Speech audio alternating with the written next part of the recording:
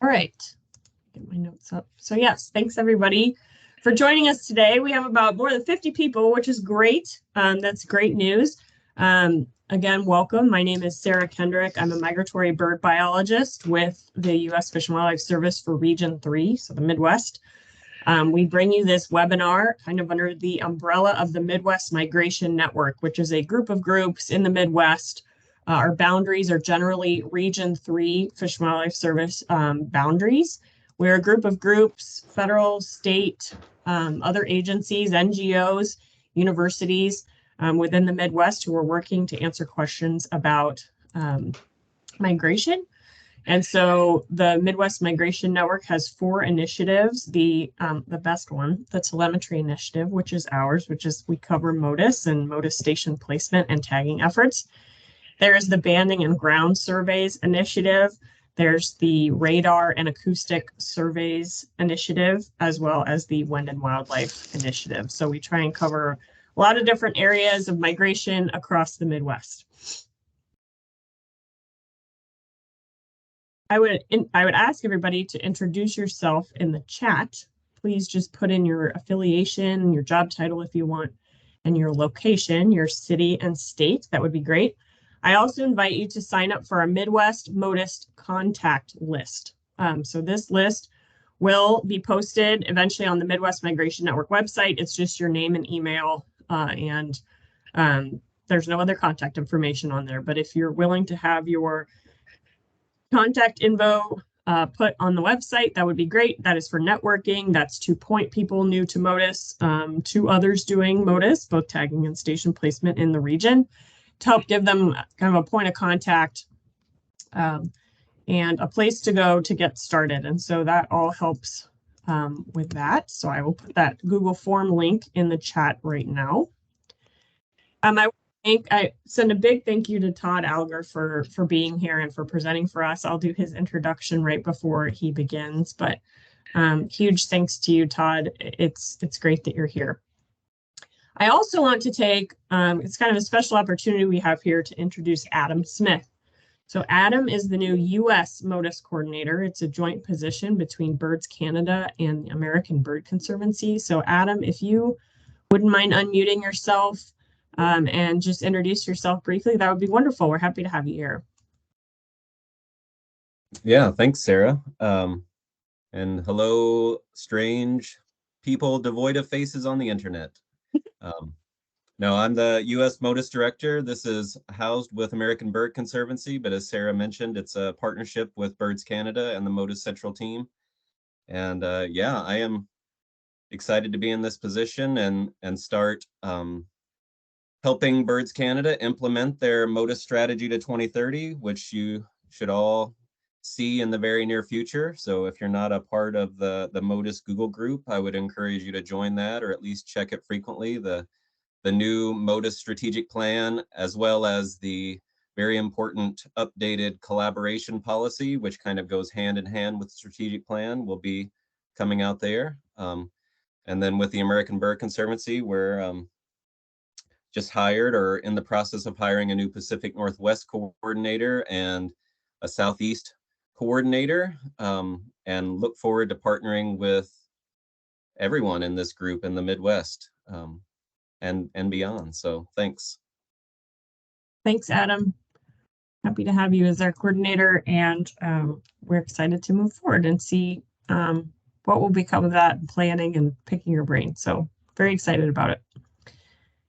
Next, we're going to move on to 2 different poll questions that I have. And those should just pop up right in your team screen. I have to find them here. All right, so I'm launching the first one, and it should pop up right in the center of your screen. And that is, what is your current affiliation or employer? So go ahead and click that and hit submit, and the results should show up in the chat box.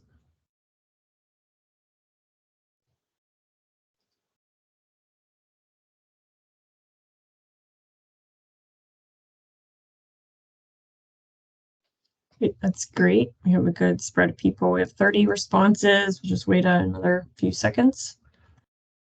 It's always good to kind of get a feel, at least for me, of who is with us and what your affiliation is. I know you put that in the chat for me, which is very kind, but it kind of gives us a good spread. So we have 35 responses now. We have about 26% federal, 22% state, our largest at 42% NGO. Few universities, colleges, a municipal agency. Thank you for clicking that. I didn't know whether to include it or not. And then we have 6% other. Great. Okay, I'm going to close that poll and then I'm going to launch the next one, which is what is your experience with Motus? So you're either brand new, you know enough to be dangerous, you've deployed a Motus station or multiple, you've deployed Motus tags, or you've deployed tags and stations. So go ahead and click that and hit submit.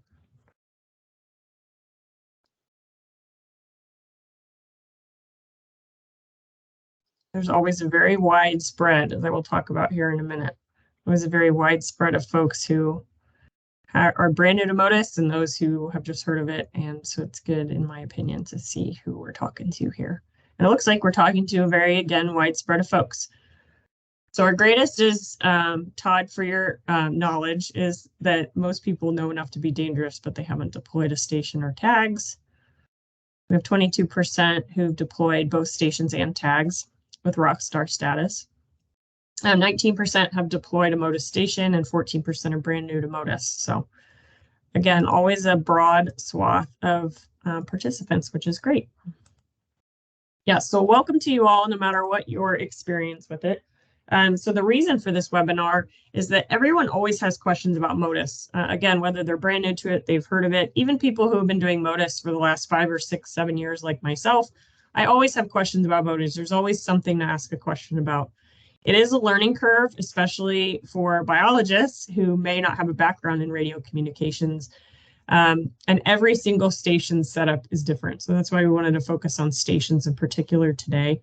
So today, again, we'll cover the nitty-gritty details of Motus station site selection, as well as station placement that we normally don't have time for on our more general Motus webinars. And so this is a technical webinar. Todd will cover briefly how Motus works, but this webinar will focus on really that tedium of site selection and station placement. I'm just going to give you a little bit of background of my experience with Motus very briefly, but most of my experience with Motus has been station placement. So since about 2017, I've been working to kind of spread the word and educate about Motus and how cool it is and all neat migration ecology questions we can answer with Motus. I'm new to the Fish and Wildlife Service relatively. I started in March, but before that, for 9 years before that, I worked for the Missouri Department of Conservation. And that agency and other partners and donors in Missouri were very supportive of Motus. And so we were able to place 17 stations in the state in 2 latitudinal arrays. We got that idea from Pennsylvania and the Northeast folks because the Northeast Motus Collaboration has been just the most active group outside of Ontario where Motus began. To place a lot of stations. And so I really took many pages from our partners in the Northeast Motus Collaboration's book, including Todd's and Allison Fetterman and Lisa Kijik at Willistown Conservation Trust. And so I'm always indebted to those folks for helping us get started and place a lot of stations here in Missouri as well as the Midwest. So I can't answer some of the very technical questions that folks new to Motus want to know. Just because of the nature of our stations in Missouri. So that's another reason why we're having this great technical webinar. So we will have about 45 minutes for Todd's presentation. Think of questions along the way. Please put your questions in the chat. I will be monitoring that and we'll answer those along the way before we move on to a new topic. So I will kind of interrupt or raise my hand to show you, Todd, that I have a question for you. And we'll just do those along the way. And so without further ado, I will introduce Todd. Todd is originally from Eastern Pennsylvania. He came to the Motus Wildlife Tracking System through his experience as a bird bander and enjoyment of working with his hands. So since 2017, Todd has been part of the Northeast Motus Collaboration, their technical crew involved with the siting, design, installation, and maintenance of the project's over 130 receiving stations. Todd is currently the technical coordinator for the New England Interior Motus Array, and working alongside New Hampshire Audubon will have installed 50 new stations in that region by June 2023. He enjoys sharing what he's learned at workshops throughout the US and Caribbean, and he's very good at it. and seeing fellow biologists move from being merely interested and overwhelmed by Motus to successfully managing projects on their own. Todd is based in Maine, where he enjoys gardening and resting by the fire. And today, his favorite bird is the red-breasted nuthatch. So, Todd, I will pass it over to you. Thank you. Thank you, Sarah. And thank you, everyone, for being here and being involved and being interested and hopefully only slightly overwhelmed by what you're getting yourselves into. Sarah, can you give me a nod or a thumbs up that I am, in fact, you see a lovely field with a Motus station on the right and a truck on the left. I can see it. For those of you who either have not met me before, seen me on a workshop like this, I'm the fellow sitting in the back of the trailer with the orange shirt on. So now you all know what I look like. But we're going to get right into it. This is going to be, as Sarah said, a technical. Todd, we just lost your sound. I'm back. There you Thank go. you. Thank you. So we're going to cover a portion of what it means to be involved with Motus. And these are really the two things. Everybody here, it seems like a good portion of folks are interested, have been gathering information on their own, and want to learn more, but haven't actually been able to step in and make things happen on the ground. So we're going to talk about how to choose and pick a good, reliable site for your Motus receiver, and then how to design that site and gather all the information, all the equipment that you'll need in order to come up with a good plan to then implement your receiving station. I'm going to be speaking 95% about receiving stations. Tagging is a different and very important part of this, but something that I think a lot of folks coming from our background have a better handle on. It's the receiving stations that are the whole new skill set that most of us don't have, as Sarah mentioned. So that's what we're going to talk about, and I'm hoping at the end of this, you've got enough information to plan a site, start gathering your equipment, and I'm going to leave you at the doorstep, if you will, of an installation. So first things first, what is Motus? A quick rundown. The official definition, I guess, collaborative research project using automated radio telemetry to track wildlife.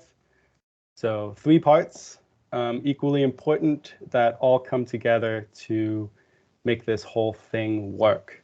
I generally sit there in the middle. Some folks sit a little bit on to the left, some folks a little bit more to the right, but it takes all of us to collaborate together to make this work. So the collaboration, the infrastructure is shared, the data is shared. You can't get all those points on the map if you're just one group or just one person. It requires a lot of us working separately in our own little corners in order to make this work. Thankfully, there is sort of a mothership at Birds Canada managing the database. So that's where all of the little ones and zeros are held. However, each one of those dots represents a receiving station that is managed by individuals, groups of individuals throughout. And I'm just showing our hemisphere over here. There's the whole rest of the world that we're not covering at the moment, but others are. Data is publicly accessible, all that great stuff.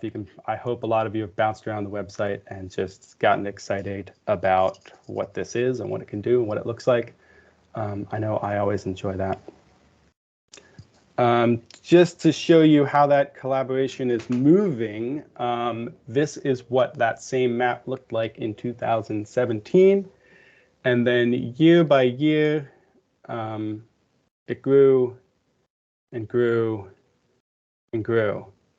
And each one of those represents a receiving station And this is just to illustrate the amount of growth and interest and just how many more people are getting on board. And that's really exciting for me. And I know it is for a lot of the other folks who like to see this, who really enjoy working with Motus and seeing it grow. And so hopefully many of you here can add your points to the map. I know that feels really good.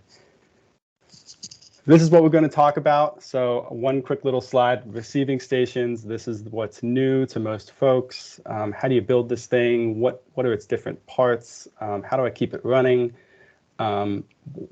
What's going on here? I like birds and being outside. This has nothing to do with that.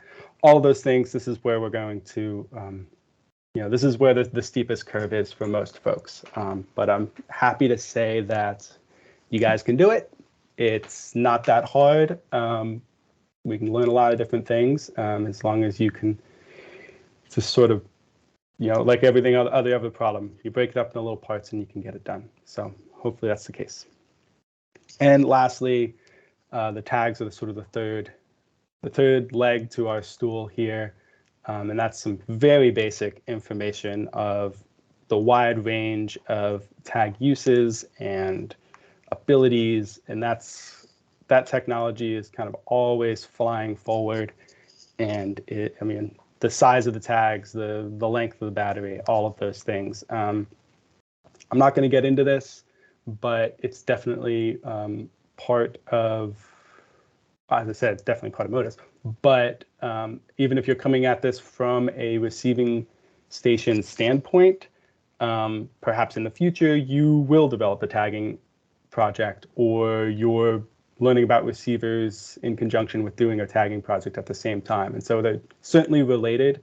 And as we think about your receiving stations and plan a project and where are they going to go, what equipment do I use, it's important to keep in mind if you have a tagging project, if you might have one in the future, because you want your receiver to obviously work for you and your local project. And but it's also fine to just have it work for everyone, which is kind of how our work has gotten started. So we're not going to touch on it, but we kind of keep it in mind, keep it in the back of your head that it can be part of the planning process.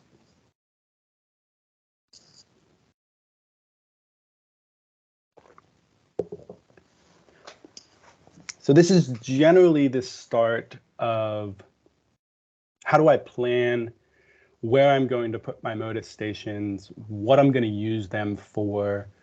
And this is, really it starts at the top with defining your project and what your goals are.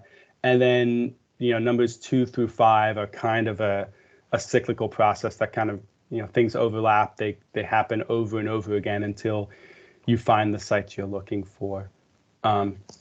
Obviously, if you're only looking for a single site, that should be pretty straightforward. But these are generally the 5 pieces of that puzzle that for every site, I want to make sure it's all been worked out. And then we can go from there and actually get into designing our station and planning an installation. So identifying the goals of your project. You've heard about Motus. You think automated radio telemetry is really cool. But now you want to see how you can make it happen. So the first question you really want to ask is, well, what's our scope? What are we trying to cover? And that goes back to, do you have a tagging project? Are you interested in, perhaps you want your station to cover a very specific area, a collection of farm fields, a colony, a study area that you've been working in, or perhaps it's more open-ended and you'd like to, and you merely want to contribute to the network as a whole. Those two questions are going to produce different receivers. And so having that open mind, or having sort of a clear goal of what you want to cover, is going to determine what your station is going to look like. The image on the side, for our own example, this was back in 2008, 2014, I think, and we had just started expanding out of Pennsylvania, and we all got together at the Ned Smith Center with a big map of everything that existed so far, everything that we wanted to see, and just started throwing pens on the table to see how we can create lines and where do we want.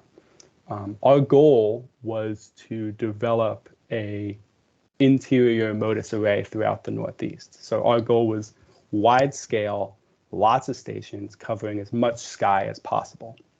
A lot of the stations that you'll see pictures of coming up are what I call migration sites, or stations that are meant to get as large a view of the sky as possible to detect as many migrants moving over as possible. So not necessarily antennas directed at specific locations, but just casting as wide a net as we can. But that might not be the case for you. And you might not have the funds or desire to work throughout an entire region like that. Perhaps you're at a nature center, perhaps you're at a university, or you're at a single site that just needs a single tower. That's great. Then your question becomes, do I want it directed, or do I want to just add to the network and cover as much ground as possible? So speaking of covering as much ground as possible, Sarah, this is just a teaser. I have this at the end of the talk as well, so you can have a discussion about it. But this is the Midwest Migration Network's strategic plan, and this is a good example of that map on the table with a bunch of pens on it.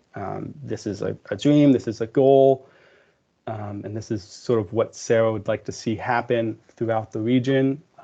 This is not all going to be managed by one person. This is going to be a collaboration, just like the rest of Motus. So hopefully some of you look at those lines and you see where you might be nearby, where you might be able to contribute. But just an example of sort of that large project scale. These lines are not going to be that straight at the end of the day, but it's really just a goal. We want to see this area covered. And so what do we need to do to get there? So as I said, these last sort of parts of the site selection puzzle are kind of constantly churning and constantly overlapping. All those points that you just saw on Sarah's map, identifying locations and partners. She's got the locations, and those aren't the exact locations, but now we're looking for partners. Who's going to work with us? Where's our point? Where's that exact point on the ground that's going to work? Does it have the right view shed that we want to cover? And that can all be done remotely, but then to actually physically go on the ground, visit the site, make sure that ground cover hasn't changed too much, forests haven't grown up too much, that field actually exists, meet with the landowners, make sure that they're aware of what you're trying to do, and supportive, as well as test for radio noise and anything else that needs to be sorted out beforehand. Make sure you can access the site with all the equipment you need. Sort of all parts of the puzzle that keep going around and around. So we're kind of going to cover all of them, but keep touching on the others as we go. So to identify the locations, you need to know what an ideal site is. And again, this viewpoint, most of the stations that I've put up are these large-scale covering sky migration sites, and so that's the example that I'm going to be giving. But I think it's a good place to start because you can scale that down and just make it more focused if you need to. It's kind of like that's every bit and bob that you can add to one of these stations is required at a large dual mode migration site, and so you can just pull pieces out as you don't need them if you don't need them for your project. So an ideal site for us is a high point. on a 15-kilometer radius. 15 kilometers is the generally accepted range for one of the large 166 megahertz antennas. If you're trying to create a line across a landscape, each one of those sites, 30 kilometers apart, will create a more or less continuous fence of receiving stations. So a lot of those straight lines you saw on Sarah's map are creating fence lines. You want to have clear sight lines. You don't want trees or buildings or other objects in the way of these antennas. The telemetry works in a line of sight, so you don't want much in the way of the transmitting tag on the back of that bird and your receiving antenna. Low amounts of radio noise, that's just something that's going to be in the atmosphere, but there are sources of radio noise and there are quiet sites.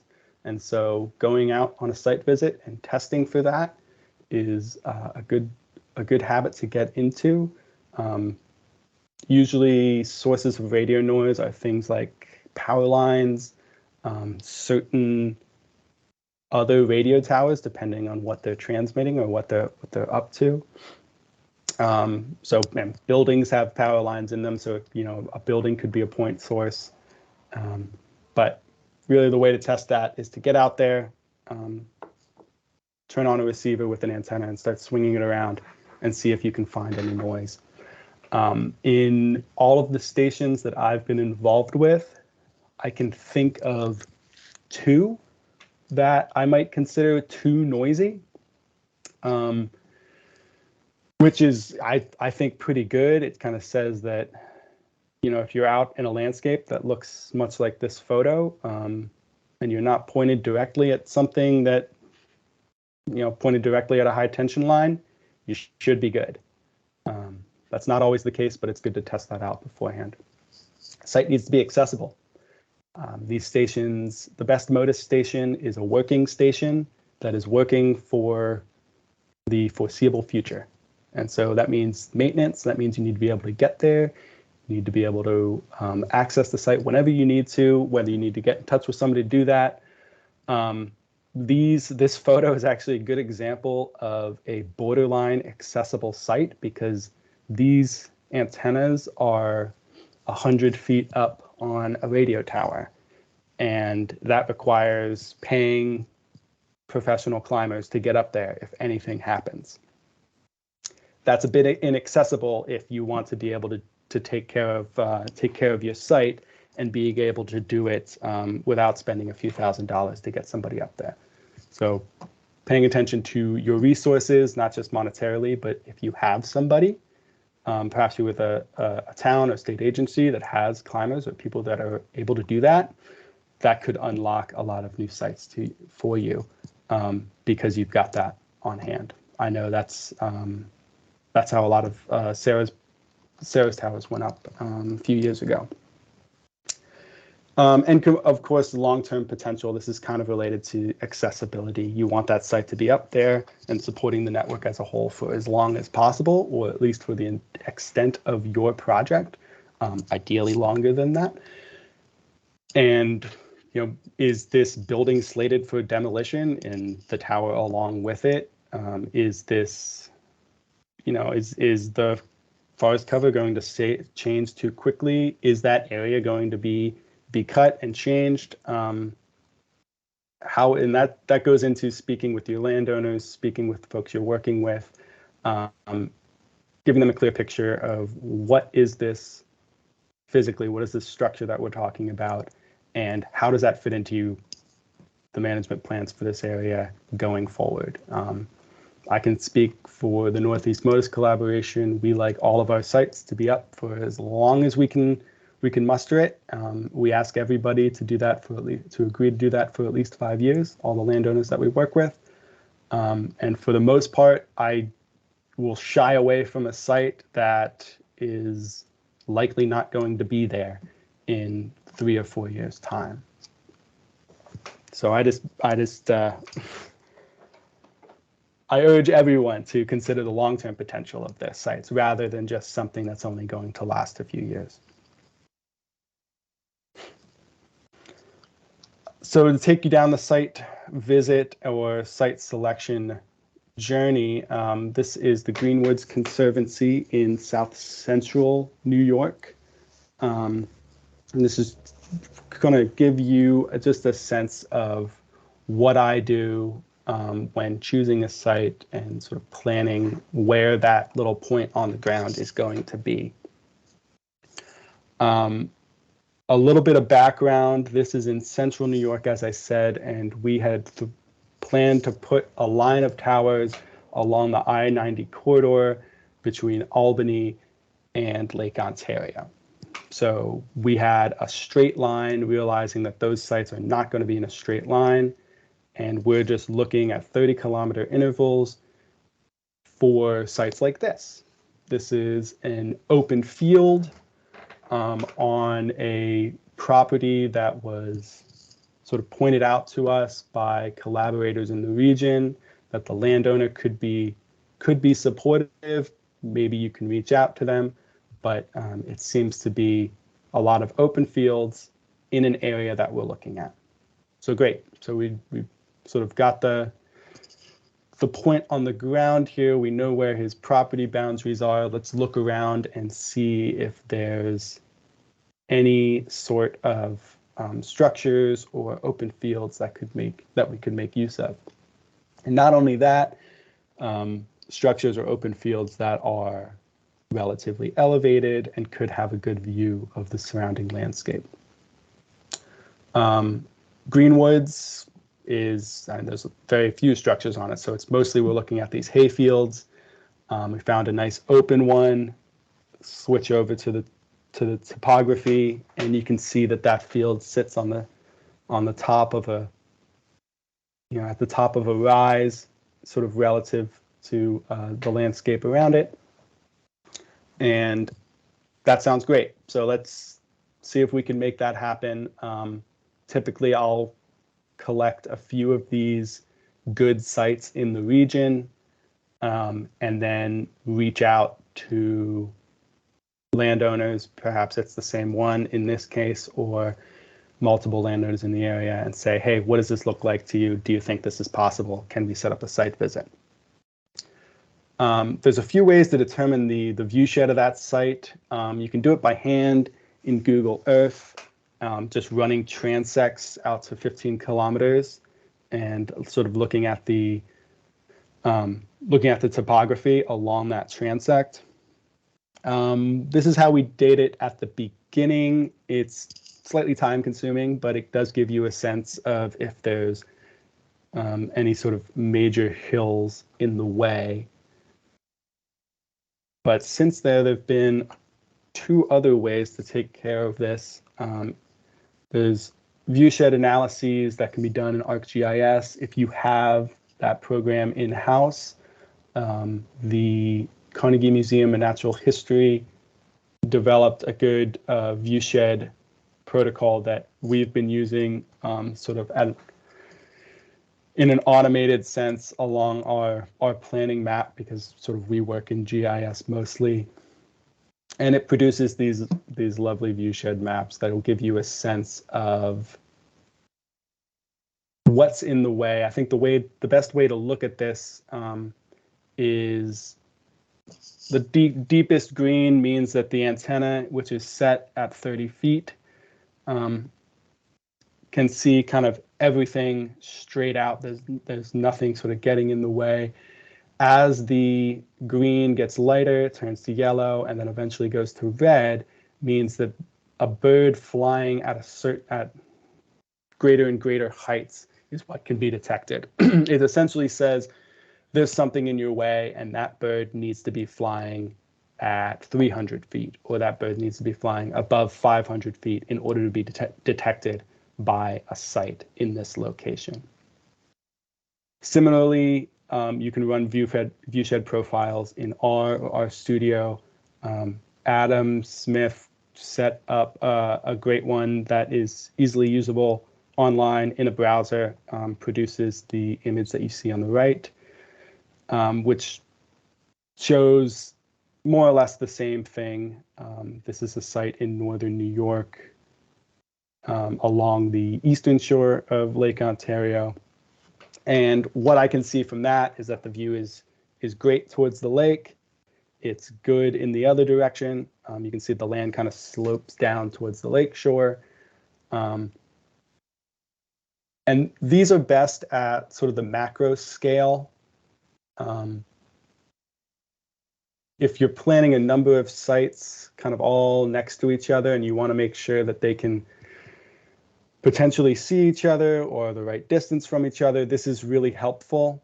But I think the best way to make use of this is to go to the site and have a look at the sky and make sure that you can actually look up and see, and it's not just blocked out by canopies, or if there's not a single tree in your way or something like that.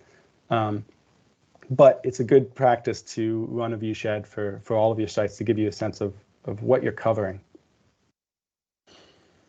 Todd, there was Yes. a question in the chat about sharing links for viewshed resources. Were you planning on those at the end, or is there something that I can look up and post right now?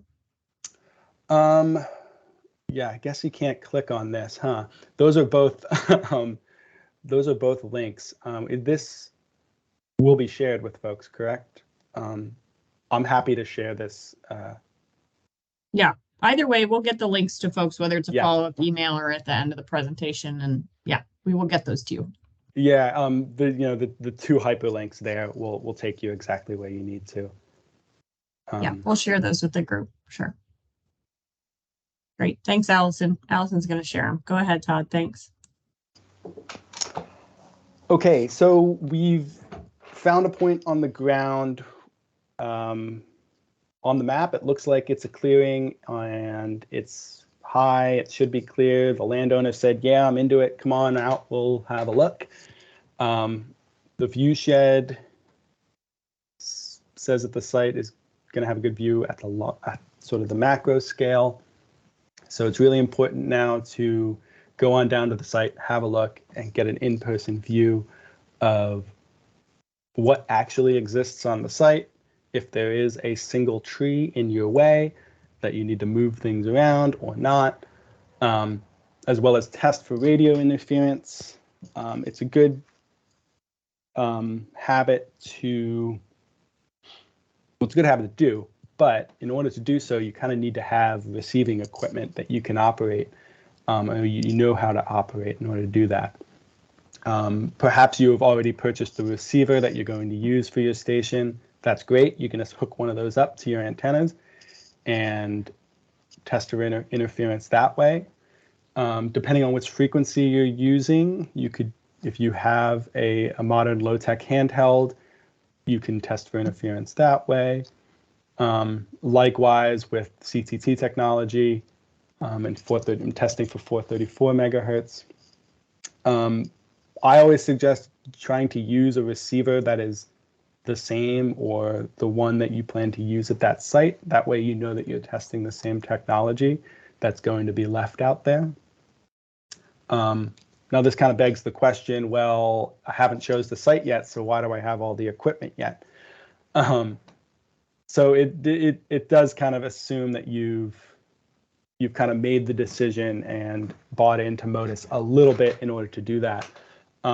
There could be an opportunity to work to sort of, if you know somebody else who's working with Motus in the area, to have them help you out. Perhaps they have a receiver or something that you can use in order to test for interference. And again, as I said, most of the sites are going to be just fine as long as you don't park it in a power line cut or sort of right next to a bunch of other radio towers that are working on 166. These these two radio frequencies are more or less set aside for wildlife work, but there's a lot of slop and a lot of play in the radio world, so you don't really know. A lot of state police operate around 150, which is far enough away, but can be close if their equipment isn't great.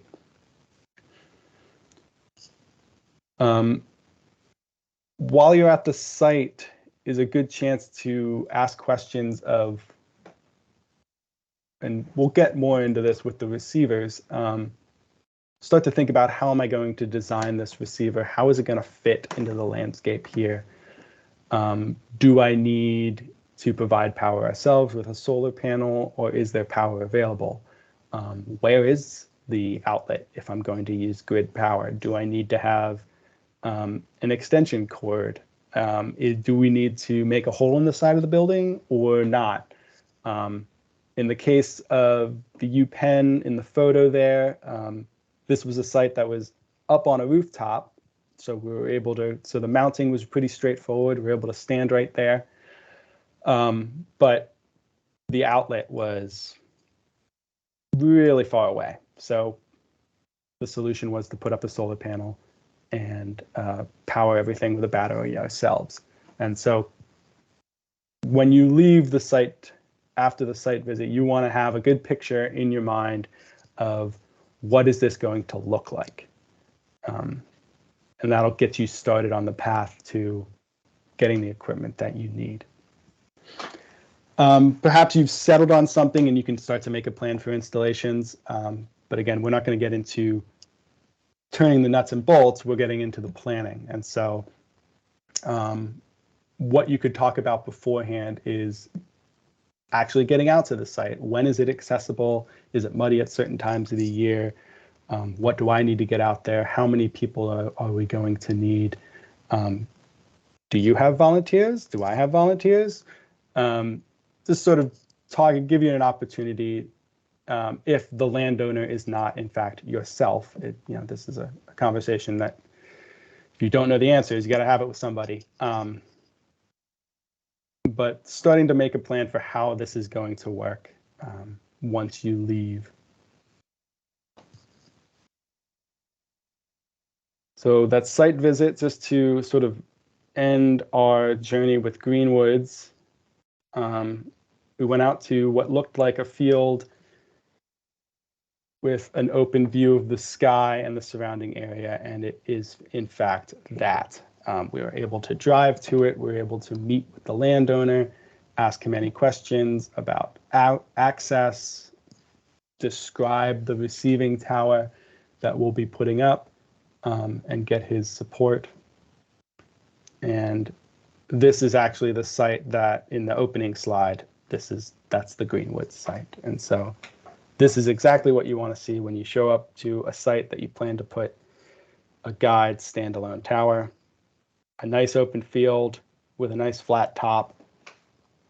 The woods are set back. If a tree falls over, it's not going to hit your guy line or hit your tower. So plenty of space, plenty of sky. It's accessible. This is sort of exactly what you want to see on a site visit for this sort of site.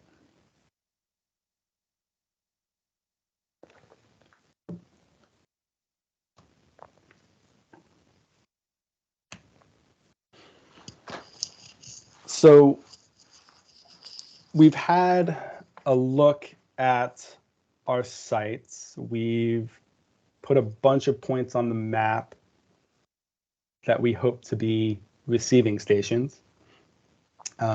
We've done a few site visits and we've seen some nice open fields. We've looked at some nature centers. Perhaps we've gotten up onto the roof of some university buildings, and we've had a look at things, and everybody's on board. Everybody says, yep, this is great, let's do it. Now, how do you do that? What are the pieces of the puzzle that you need? And I'm sorry, this seems to skip something for me. There we go. What are the pieces of the puzzle that you need to consider at every single site, whether it's a rooftop, whether it's a field, whether it's a nature center, that each Motus station is going to need? And the four parts there, the structure, the antennas, the power, and the receiver, are sort of the four corners to that square, and each one of those needs to be working reliably in order for your receiving station to be working. If one of those drops off, then you either have to fix it or it's catastrophic, or at the end of the day, your Motus station is no longer working and not contributing to your project, anybody else's. So for each site, you need to come up with a solution that's going to work for each one of these. They might all be the same solution for every tower. Antennas, for example, for us, antennas and receivers, all of our sites, we use four receivers at each frequency, or 4 antennas at each frequency, plus a sensor station receiver that can manage all of that. So I kind of have that in my back pocket. I know it's all going to look like that.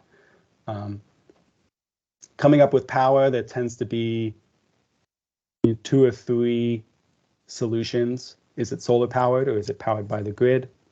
But the structure is really where a lot of the head scratching and research has to take place, because that's what's new to a lot of us, building this telescoping mast that you see there, or attaching something to the side of a building.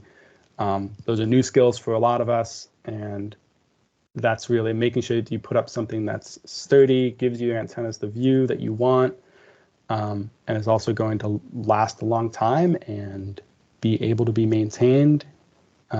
That's the real trick here. So hopefully what you're going to see is a lot of different photos of a lot of different sites, and you can start to see things that you can picture in your location or in your area. And as long as you see something that you think will work, then you can probably make it happen. So we've seen a lot of them, and again, this is a collaboration. This is a community, so you can always reach out for questions. So let's go through each one of these piece by piece and talk about each of the parts, each of the considerations you'll need for each of these 4 receiver parts.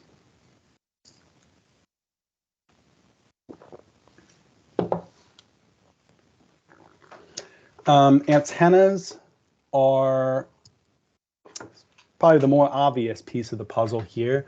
They are essentially the ear of your receiving station. It's the sort of the physical object that will detect your tags.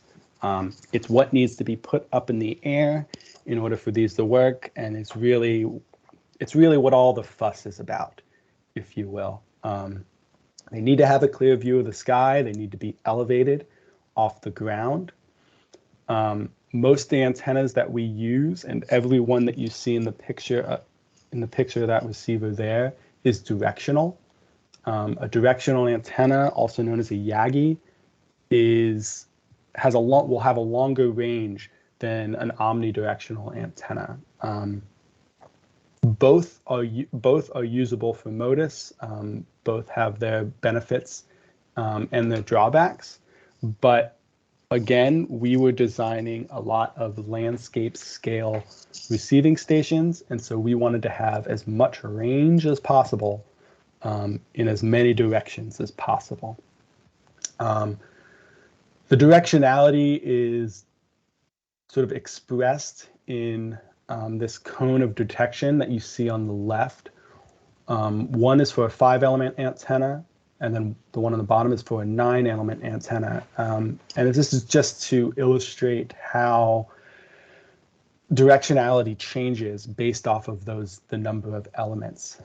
With more elements, the detection area becomes more focused, but longer range. So you can see that cone on the bottom there is a tighter degree, but it's a stronger antenna. The 5-element on the top, fewer directional, sort of less directionality, fewer elements, shorter range, but a wider detection area. And this is something to consider. Again, do you have a project nearby? Do you want a wide angle closer to the tower, or are you trying to shoot your antenna and get as much of a distance, for example, over the lakeshore there? Are you trying to get as far out of view as you can?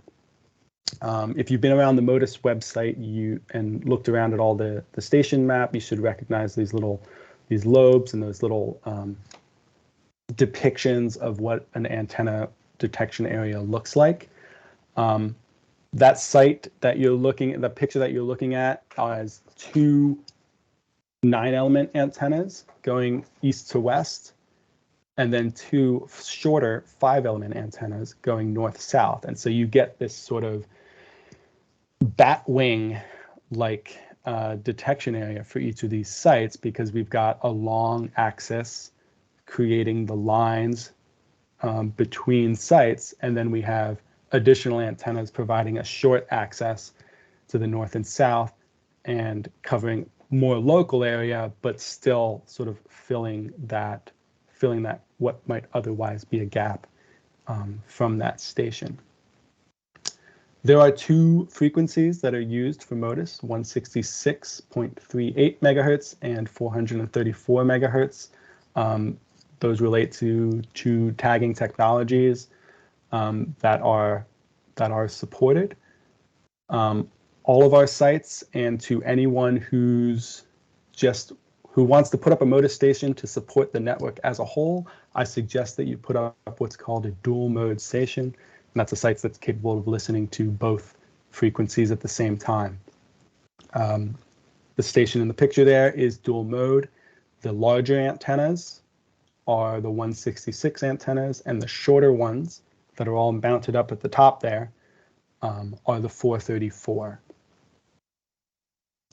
However, if you have a tagging project, then you know what technology you want to use. You can be more focused, but I always suggest to go with dual mode if you can support it. Each antenna is connected to the receiver with a coaxial cable, and it needs to be physically connected. And so that can either run down the outside of a tower and go straight to your receiver. That's usually the easiest solution. But if you're mounting next to a building and you want your receiver to be inside on a desk, plugged in, then you need to think about a way to get those coaxial cables inside the building, or bring your receiver outside. But there needs to be that physical connection. And again, dual mode regional arrays. This is what this image here that you're seeing. You can remove antennas from that. You can make it more focused. You can make it more directional if there's something that you want to focus in on, or you can go with something that's sort of wide open and taking up or listening to as wide an area as you can. Basic anatomy of an antenna, if you're not familiar.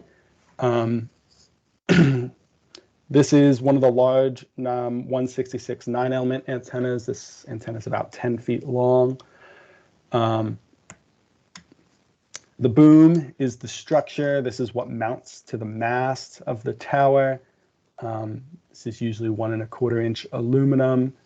And it's just sort of the basic structure, and it needs to be straight. That's really the only role that it has, is keep all of your elements in line and straight. In this case, this is a long antenna, and so the mounting point is right in the middle. Shorter antennas can be mounted at one end. That's what's called butt mounting. And that's just something to keep in mind as we talk about antenna interference and how antennas kind of relate to each other, that mounting point, and how you're going to actually affix them in relation to your site and in relation to each other. Each of those vertical metal pieces are called elements. The longest one at one end is called the reflector. And this is what sort of begins that directionality of the antenna. The next shorter one is called the driver. You know it's the driver because that's where the coaxial cable connects. And sort of that's where the electricity is fed into the antenna. So that's where it's driven. That's where sort of the electromagnetic energy is being sent out from. It's bouncing off the reflector because it's wider, and it's being directed by the shorter directional antennas. And so when you look at any Yagi antenna, you can tell which end is the front and which end is the back, because the longest antenna is the back, and as the longest element is the back, and as the elements get shorter, that's the direction it's looking in. when you're setting up a tower, you want to make sure your Yagis are pointed in the directions that you want. And so just understanding the basic layout so that you can say, yep, that's pointed where I want, and I've got the other one going in the other direction. It seems simple, but you don't want to get back down from a 30-foot tower and realize that you've got all your antennas pointing in the same direction. The last piece of the puzzle is what's called the gamma tube, or the sort of the coaxial connection to the driven element. This is where your coax connects. You use a specific connector.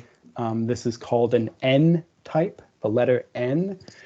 N-type connector. It's a sort of an intrinsically waterproof connector. It just screws on,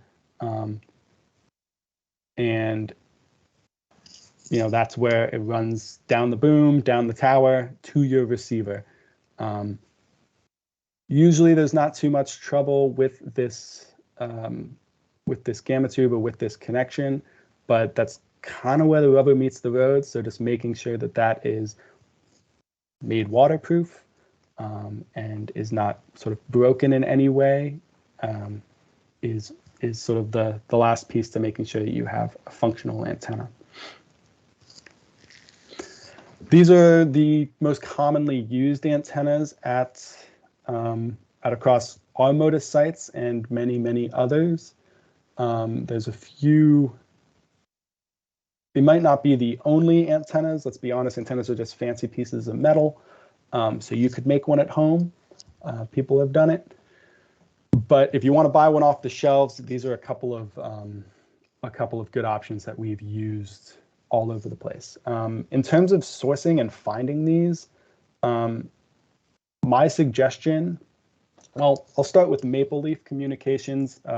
These guys have been working with Birds Canada for a very long time. They know what we're all up to, well-versed in Motus, and you can reach out directly to them and sort of ask them about those 3 antenna types, and they'll understand what's going on. They're really good at answering your questions, and they've, as I said, been working with Motus for many years.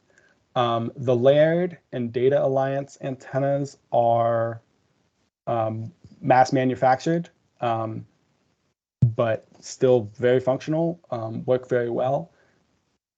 The sources for the Laird antennas I can think of a half a dozen of them that at any moment might have stock or might not have stock. So if you're looking for one of these antennas, best bet is to just search for Laird PLC 1669 and see who has it in stock and buy it. You're not going to get much customer support for it, but there's a lot of those in the Motus system, and they're pretty straightforward to use. They come in a box and you just assemble it. They come with directions. But I would suggest, and because we use in the field any one of these antennas listed here. This looks like a lot of sort of letters and numbers, and it is, but there is some information hidden in the names of these antennas. The PLC 1669 is a 9-element antenna tuned to 166.38 megahertz. The Maple Leaf Communications 9E 166NF is, again, a 9-element 166 with an N-type female connector. They do a good job of labeling that for you. So just a way that you can look at these antennas and just get a sense of, okay, is it in the range that we're looking for? How many elements does it have? But again, just search for any single one of these, and you'll be going in the right direction. Todd, I have a question from the chat. Yeah. Anna asked, I recently heard the Laird PLC 1669 are no longer in production. Have you run into this? Yeah, I heard that too. I know there's still some kicking around, but I think you're right. That's might not be for long. For the last year year and a half, we've been using Maple Leaf 9 elements. So I'll point you there. I don't know if there's anybody else who's going to step in and fill that gap once the 9 elements disappear. Yeah, I've had the same response to Anna. One of the bigger companies that sells layered, one of the Northeastern companies, because no doubt they know about Motus through the Northeast Motus Collaboration. I reached out to them to purchase a few of these that they still had in stock. And for what it's worth, the president said he was going to talk to Laird about continuing to make them. I don't think that, I don't know if he said, the president said he knows that we use them for bird migration research, and not all comms companies that you purchase antennas from will know what Motus is or how it works. And so Maple Leaf builds them as you purchase them. So I think that's the folks at Maple Leaf know what Motus is and what they're trying to accomplish. So yeah, it's a hurdle I think we'll have to adjust to in the future, but it's not insurmountable. Thanks, Sarah.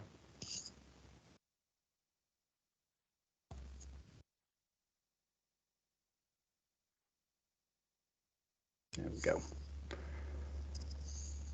This is the view that you want an antenna to have. This is what you go through all the trouble for. Getting it up off the ground, elevated above the building, elevated above the ground. You got clear sight lines to the horizon. It's not directed at anything that's making radio noise, and there's nothing in the way. And this is kind of exactly what you go for.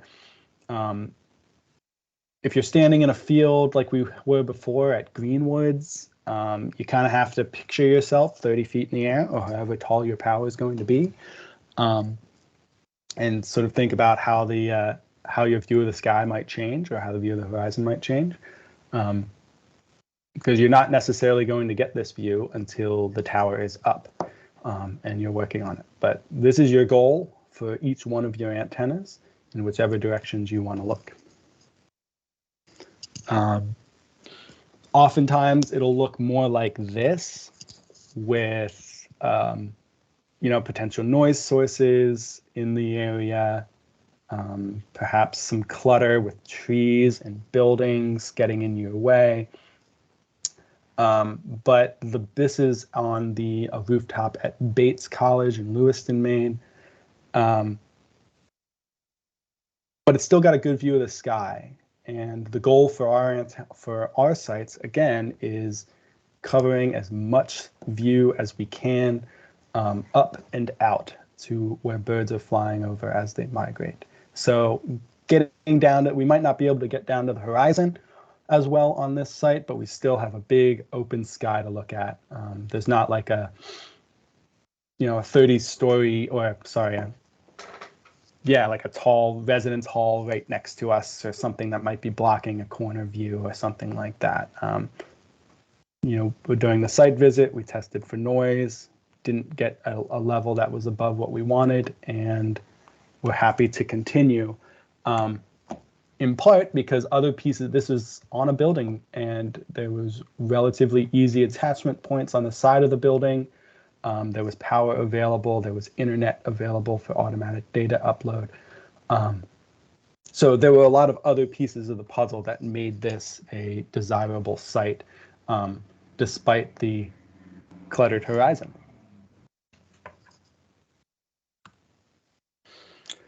Antenna spacing is something that has been learned a lot about over the last few years. This refers to how the antennas might interfere or interact with each other depending on when they're mounted kind of in the same area. If you picture that 9-element antenna we looked at before, we're looking at the anatomy of, it mounts in the middle. And looking on a tower here, that's a 9-element antenna, second from the top and on the bottom. And each of these antennas, if you picture yourself as a Yagi antenna and you are looking across a room, you want to have a clear view at what's on the other side of the room. If there's an antenna, another antenna or another person standing in front of you, looking back across your shoulder, they're going to get in your way a little bit. And if a Yagi antenna that is mounted in the middle, like these big 9 elements, are too close in vertical spacing to another 9 element, it'll be like they're standing in front of each other, kind of looking over each other's shoulders, but also at the same time obscuring the view. The detection area of a singular 9 element is that upper graph that you see there. However, if they are, let's see, that's spacing. If they're a meter, or if they're, sorry, half a meter apart, you can see how that directionality is lost on the bottom there. And what was a really short detection lobe to the back of the antenna has kind of opened up. And so now you have less directionality and less power because those two antennas are interacting. With the 9 elements, you want that we try and put them at least 2 meters apart, which is why we put one all the way up at the top and then the other one all the way down at the bottom. And this is referring to opposing antennas, so ones that are facing opposite directions. As an antenna moves to be sort of not perpendicular to each other, that interaction becomes less and less. And so you can put an antenna that is facing north and an antenna that is facing east closer to each other, and not have the interaction that you'll get if those antennas are actually opposing each other and almost canceling each other out. Shorter antennas that are mounted at one end in what's called butt mounting, those can be placed back to back because they aren't getting in each other's way. Again, you're standing in a room back to back with a friend. You can both see as far as you need to, and the other isn't interfering or getting in the way of your view. So what you're looking at there on this tower are 4 butt-mounted antennas at 434 megahertz, all facing away from each other at the top. 1 center-mounted long 9-element antenna. A meter below that, 2 butt-mounted back-to-back 5-element antennas. And then below that, the other 9-element facing the opposite direction of the first one. That way we've got at least 2 meters between our 2 9 elements, and then everybody else is back to back, not interfering with each other.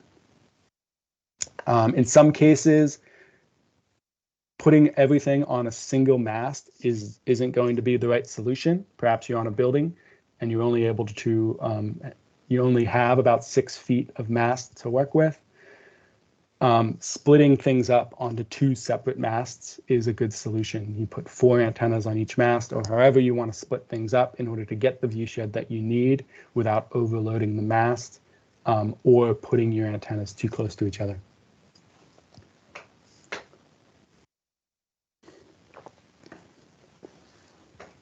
Are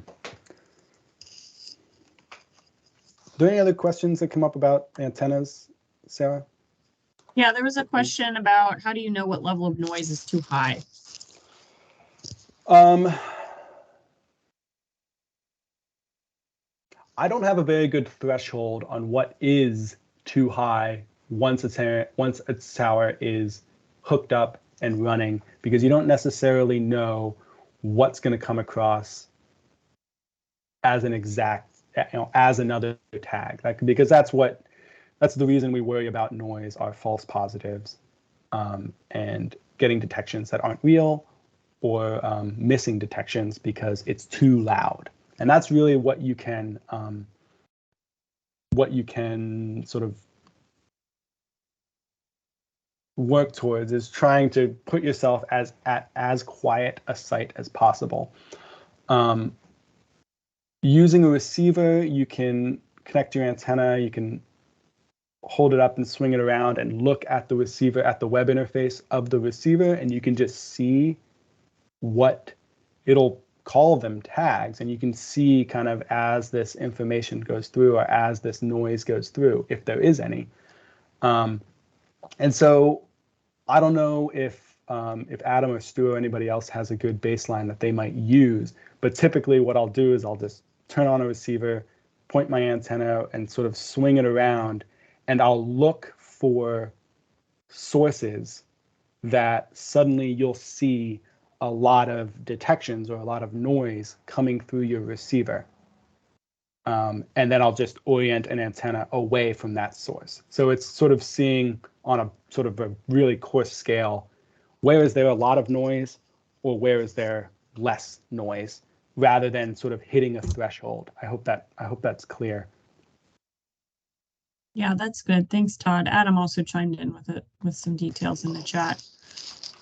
I think the bottom line answer is that we don't have a set specific amount, but yeah, just like Todd said, checking for those red flags of like big locations or directionality with lots of noise that you see. Well, sorry, I don't mean to jump in, but I mentioned it in the chat. It's largely a 166 megahertz problem, and 434 is easier to check for noise as well, because as Todd alluded to, the issue is false positives, right? So you don't want noise simulating an actual tag on the landscape, and that is a lot easier to check with the CTT 434 tags, because if there is a detection, it shows up in the sensor station interface or the sensor gnome interface. So you can be at a site and see, are a lot of things that look like actual tags coming in right now? And if they're not, it's probably okay. That's a lot harder to check with 166 for now. You're just going to get some kind of baseline information on, are there a lot of things that may or may not look like Motus tags? And so you just have to, like Todd said, do your best. And if you find a direction that's really, really noisy, there's a much better chance that's going to produce false positives. So aim away from it or find a different place. So it's more of an art than a science at the moment. Yeah, that's true. And in my experience, mostly with 166, it's a very point source. And so unless you are right next to a power line, which tends to be kind of the messiest source for noise, typically you're far enough away that you can find a source of noise and just point your antenna to one side of it, so that you're not picking all of that up. Thanks, Todd. Thanks, Adam. We have another question. If you use two masts to not overload antennas, is there a distance you would want between them? I had that same question. Yeah. How do you know if you're overloading a mast? Like, what size mast do you recommend for all these antennas of these sizes? Or maybe you'll talk about that in. Yeah, we'll kind of go into that Okay. in structure. In this sort of the next piece here, this really gets at what you're building. How do you make it strong enough in order to sort of answer all those questions that you see on the left side. Right. You'll see some pictures of, mostly this takes place on buildings and fire towers where you want to split up the antennas, and largely it's because you're not necessarily at the highest point of the building, and so you might put a mast on one side and then put a mast on the other corner in order to sort of get both directions. It's not often that you'll sort of split things up and have the masts right next to each other. It's mostly because you want to be able to see around a corner that you otherwise would not be able to do. Fire towers are good examples, and you'll see a picture of those. But just to quickly answer your question, the masts that we use are typically galvanized water pipe that you can get at plumbing supply stores, Home Depots, Lowe's, other large hardware stores. It has a thick wall, and we'll use 1 inch diameter up to, you can go as high as you want, but typically we use 1 inch diameter, 1 1/4 or 1 1/2 inch, kind of depending on the use that it's looking at, whether we're using it in the top of a tower like the one you see in the photo here, or if we're just bracketing it to the side of a building. But you want to use the water pipe rather than EMT because it's got a thicker wall, so it's going to be stronger. You can buy purpose-built masts from radio supply folks like DX Engineering that are aluminum or stainless steel, but that just gets really expensive. But they're very good. So. Thanks, Todd. Yep. So the structure is what positions your antennas up with that lovely view that we saw earlier. Gives you the view shed you're looking for. It supports any of the other items that you might need to mount, like that solar panel you see in the bottom there. It needs to be in the location close to power. It needs to be in a location where your receiver will be safe.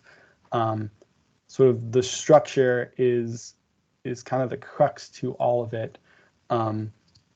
And those questions that you see on the side are kind of the ones that I sort of constantly come back to of, does this put us in the right location? How do we need to construct this? Is there a structure already? Do we need to build one? What do we have the funds for? How many do we have the funds for? What are our skill sets or tool sets that either I have or people within an organization or people that I know? This is where a lot of skills, or sort of where I've developed most of the skills in my experience with Motus. A lot of the new sort of, how do you build this? How do you build that? Perhaps you have somebody who knows how to build a tower or put a penetration inside of a building and make sure that it's watertight and sealed, or someone who's got experience with wiring up DC solar panels and setting up a little DC system, for a little power system for your receiver. This is where you can really branch out to folks who might not otherwise be involved with our projects. And it's also a great opportunity to, I've noticed that you can really bring a lot of people into the folds of bird research and conservation who you might not otherwise bring in because of all of the extra skills that are required for putting up a structure and maintaining it. So this is where you can kind of reach out. Is this site going to be maintainable? Am I going to be able to get there? Is it in such a harsh environment that it's going to be a pain to maintain this? And then how do I build this? Do I need to get any building permits from the town? Do I need to look into any codes, ordinances that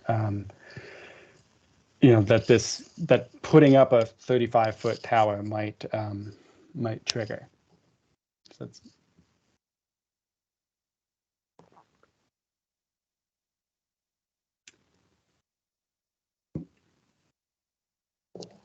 so this is where you'll see lots of photos of different types of receiving stations, all the different ones that we put up, and hopefully you see something that you can picture at your site, or you like the look of, or you like the idea of, or it seems simple enough to you. So we're just going to go through what those look like and considerations for each type of receiving station. By far the most common are guide pop-up towers. These are ones where we show up to that field in New York, and it's just that. It's just a field. We have to provide every piece of equipment. We need to build the structure. We need it to be safe. We need it to be sound. We need it to hold our antennas, hold our solar panel. We need to fit everything into a box that's waterproof and pest-proof and insect-proof and all of that good stuff. So this is kind of the most considerations that you'll have, but not necessarily the hardest, because with a guide tower, you can come up with a build, you can come up with a style, and then use that at almost every site. So they're all similar to each other, but they require the most parts. Generally, you see two types of guide standalone towers.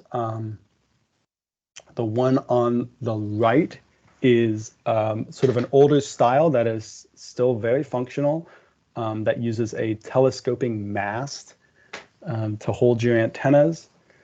These are relatively lightweight, but you definitely want to keep them shorter than you would a lattice tower, just because they are not as strong. They can't support as many antennas. We've learned that the hard way by attempting to put 8 antennas on a telescoping mast and having the thing come down. So I would suggest using this type of tower at a maximum of 25 feet with a maximum of 4 antennas on it.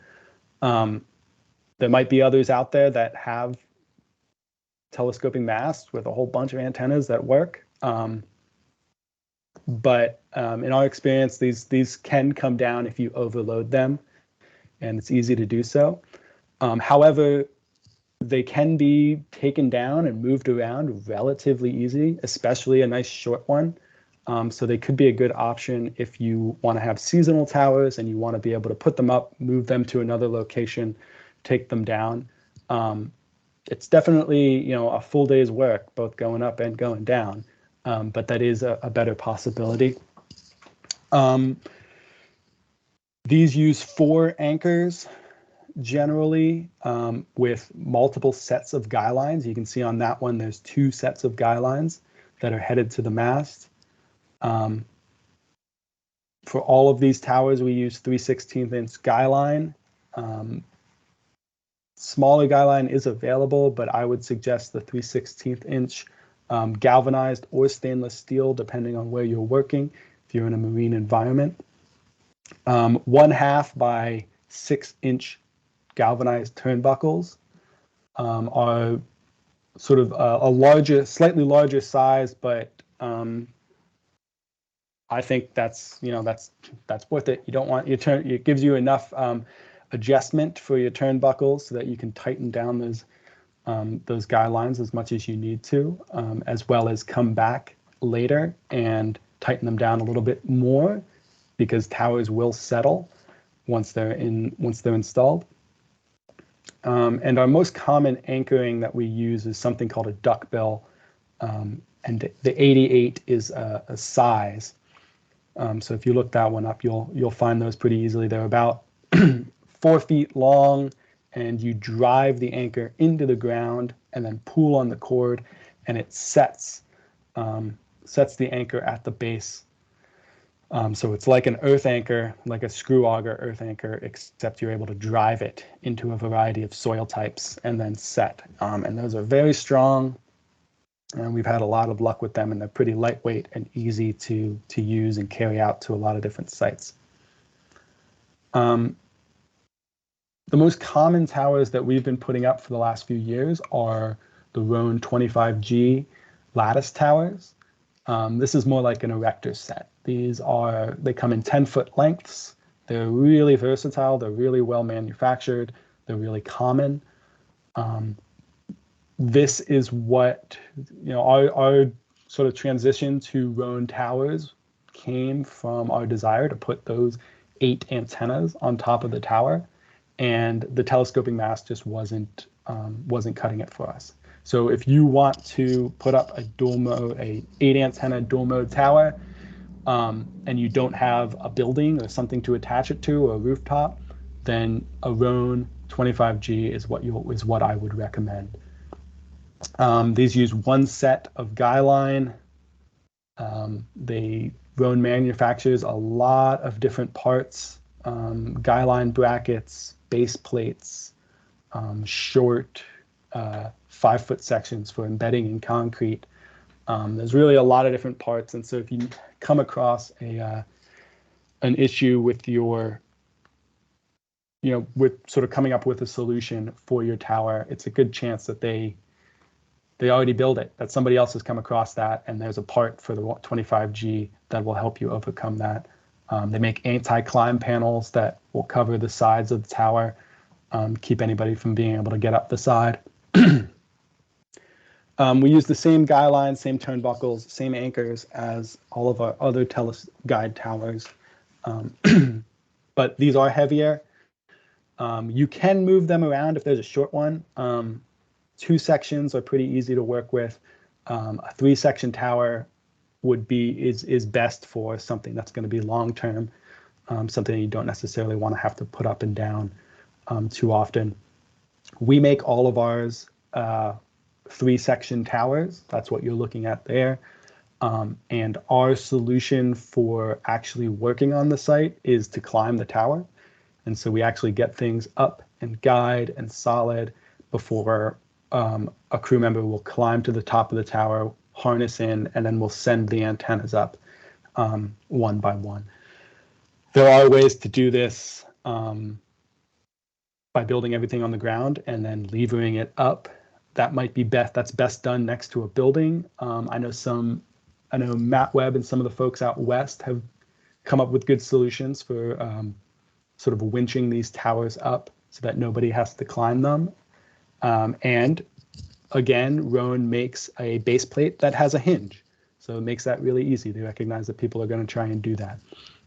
For a guide tower out in the field, I haven't come up with a solution that would allow you to build it on the ground and then winch it up. I've got some ideas, but I haven't tried them yet. So if this seems like a good solution for you, coming up, having a member on your crew who is experienced with ropes and harnesses and can safely climb it is a must. I have a question for you. Yep. Just a reminder, we have about 25 minutes left, which Okay. This is great. People are asking questions throughout, and I think it's wonderful. So there are a few questions. Is there documentation or guides out there for setting up Roan towers of set 10-foot sections? For example, non-engineers figuring out how to secure the next 10-foot section on top safely. Okay, yeah. So again, these Roan towers are really common and being used by a lot of different people. There isn't yet a Motus specific sort of walkthrough of building one of these. We do that at some of our, we've had workshops with the Carnegie Museum at, that actually involve putting up some of these towers. Or oftentimes, if someone's interested, I'll sort of bring them out on a build that I'm doing so that they can see what's going on. But Roan itself has a lot of documentation on sort of the tolerances and the sort of the engineering needs for these towers and sort of how it should be laid out, how it shouldn't. So that's a great place to start. For that tower that you see right there, we put all 3 sections together on the ground and lift the thing up and then guy it and then attempt with the antennas. You can do it section by section, and you can stand a 10-foot section up and guy that with temporary guy lines, climb up, put on the next one. It's slower, but it could be safer to sort of depending on your crew and who you're working with. That's great. Thank you. TJ asked, what are being used in the images to secure the solar panel to the Roan tower? He's looking for solutions to keep the solar panels from walking away. Oh, walking away. Yeah. We'll get to that in the solar section. Yeah. You what? I'm sorry. We'll get to that in the solar section. Okay, great. Okay, yep. Continue on. Yep. So this is sort of a bit of what the first question. So how do you lay this thing out? Depending on the height of your tower will determine where the antenna, where the anchor points go. Generally 70% of your height is sort of the distance of the base of that triangle that you need to create. For planning purposes, this will determine the size of the area on the ground that you're going to need. And so if you're out looking at a site and you're trying to make sure that the area that you need is mowed, this is how you sort of run the geometry of being certain sort of that you'll have enough space. For a 35-foot tower, generally I'll ask folks to mow a 50-foot diameter area. That's assuming 25 feet from the base of the tower, of a 30-foot tower. That's more than 70%, and so that sort of gives you plenty of space to work on. The tower in the image here is a 2-section, so that's a 20-foot tower. So those blocks are placed. I think I had them do it about 15 feet out. So those are both 75%, but that gives you a sense of your footprint that you'll need. It's also good to note that the footprint is that 50 diameter or 30 foot diameter area, but it's kind of delicate. It's really only the anchor points and the base of the tower itself. There's a kind of a lot of airspace underneath those guy lines. For these larger towers, that's enough space for land managers to get a tractor underneath, depending on what their equipment is, to sort of keep a field mowed. And so I find myself kind of letting folks know that it is sort of possible to get under and sort of maintain around these towers with equipment. It's not like it's a totally closed off area, though some folks might not want to deal with that, and you'll be left managing it yourself.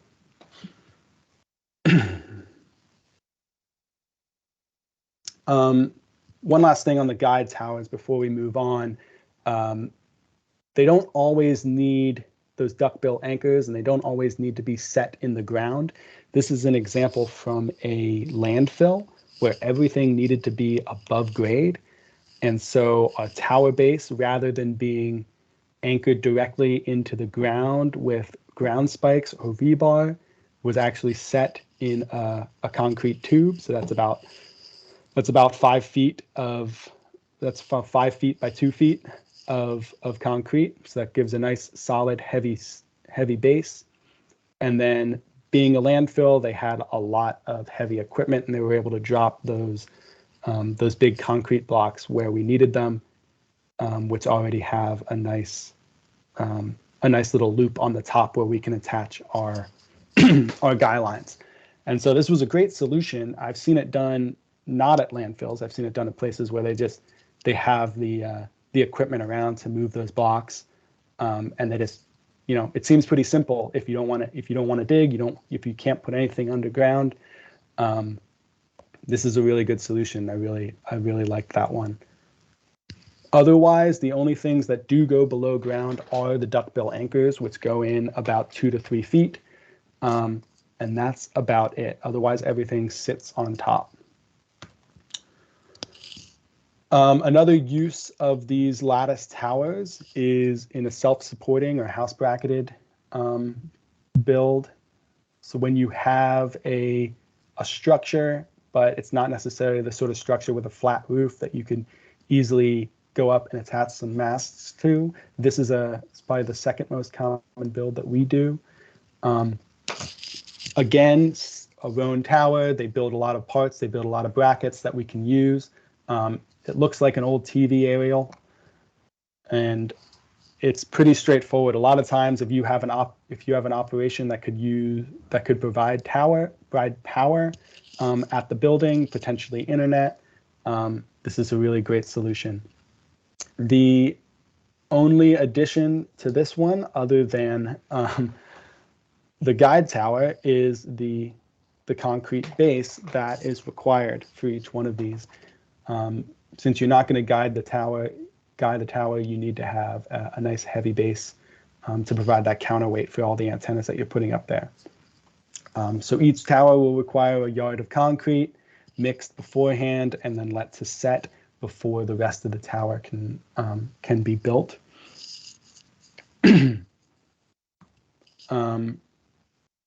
So typically these builds take 2 days, one to dig the hole and do the mix, and then you return in order to raise the tower. We like to bury a 5-foot section of tower in the hole, so that's embedded in concrete. You can also pour a concrete pad and just leave 1 or 4, embed sort of anchor points for a base plate. You can install one of these on an existing concrete pad by drilling in and epoxying in bolts or threaded rod. But generally, these are built from the ground up using a concrete, sort of building the concrete base ourselves. And you might know of a building that already has one of these. They seem to be common and often no longer used. So if it's structurally sound, you might be able to make use of it and not have to build one yourself.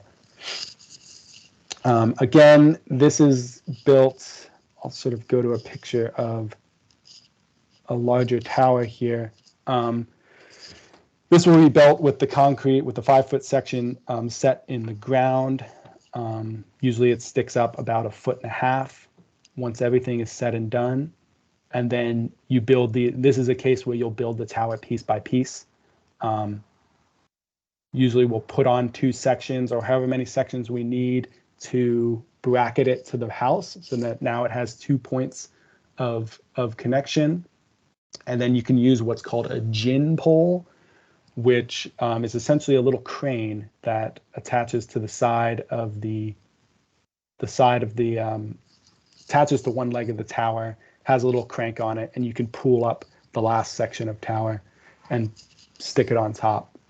Additionally, as I sort of alluded to before, some folks have figured out a really good way of building these towers on the ground and then winching it up to vertical with a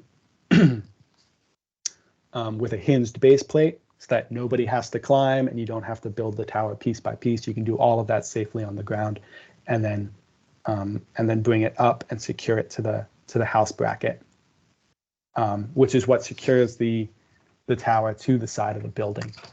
The only considerations with the house bracket is to make sure that you put it into something solid, studs, brick wall, some sort of structural element of the building, and that it allows your tower to have enough standoff if you're depending on the eaves of the building, if you don't want your tower to run into the roof as it goes up. So you can get these in 15-inch, 24-inch, 36-inch, depending on how far away from the building your tower needs to be.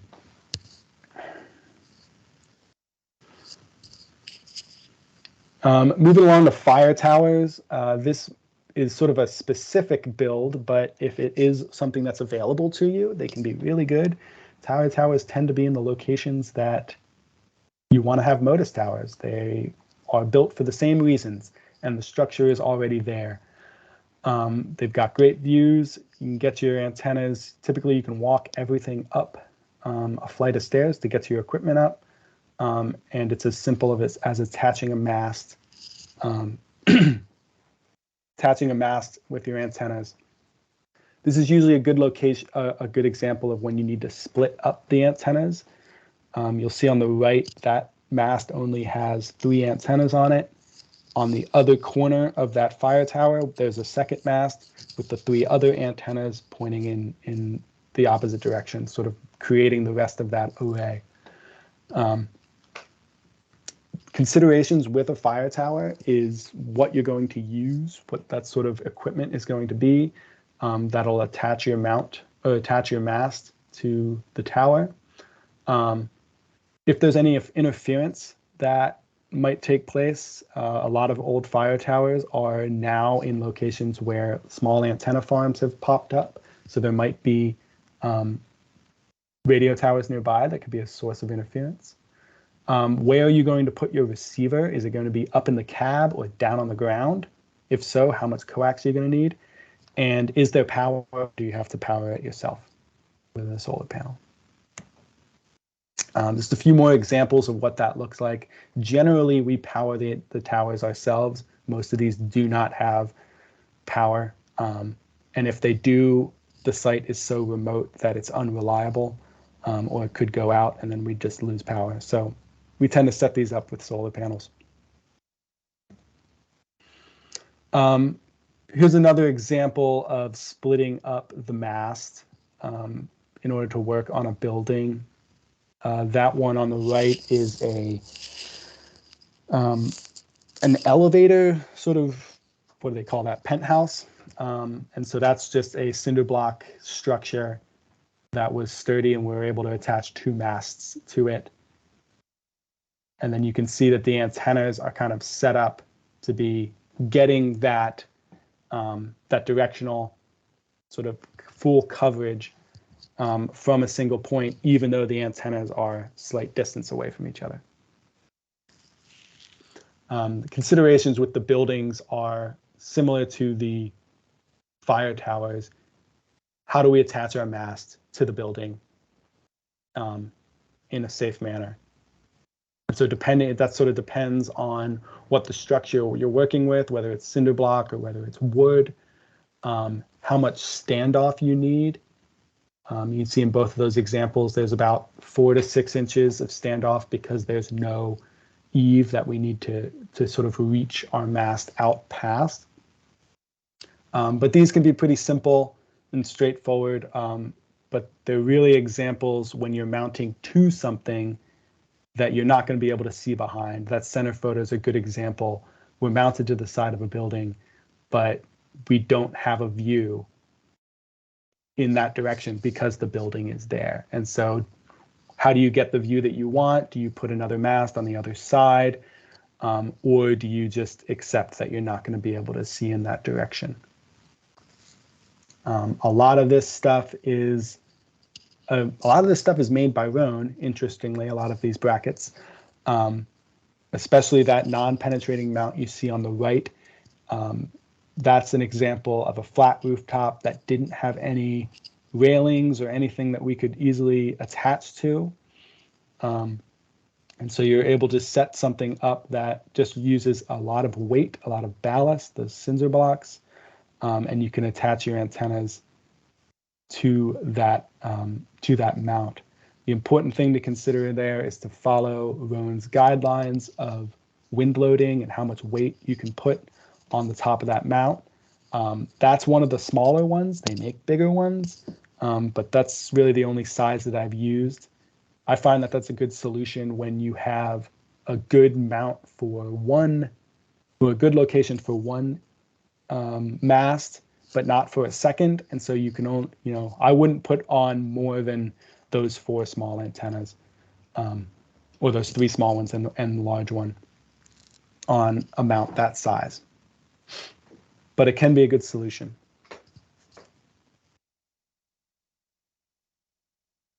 And of course, anything else you can find.